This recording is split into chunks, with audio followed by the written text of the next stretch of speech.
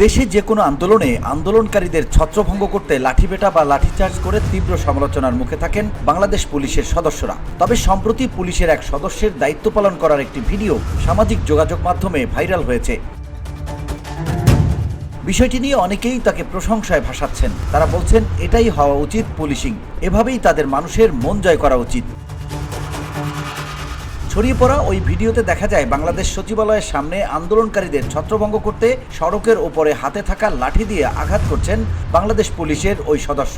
Police সদস্য তার হাতের লাঠি দিয়ে বিক্ষোভকারীদের আঘাত না করেই কখনো মাটিতে কখনো বিদ্যুতের খুঁটিতে শব্দ তৈরি করে ও ভয় দেখিয়ে ছত্রভঙ্গ করে দিচ্ছেন।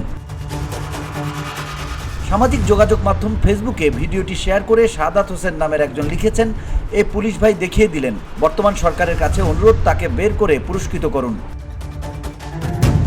জুবায়ের জুয়েল রানা নামে একজন লিখেছেন, ওই পুলিশ সদস্যের ভিডিওটি শেয়ার করেন এবং ক্যাপশনে লেখেন, এটা বেস্ট পুলিশিং ছিল। হিমেল চাকমা ওই ভিডিওটি পোস্ট করে লিখেছেন, লাঠি আর বডির সংস্পর্শ ছাড়া কিভাবে মিছিল ছত্রভঙ্গ করতে হয় এ পুলিশ ভাই দেখিয়ে দিলেন।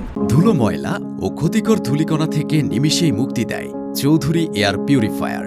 এর শক্তিশালী সাকশন ঘরের কোনায় কোনায় লুকিয়ে থাকা সকল ধুলা টেনে ফিল্টার করে এবং বের করে আনে নির্মল ও স্বাস্থ্যকর হাওয়া।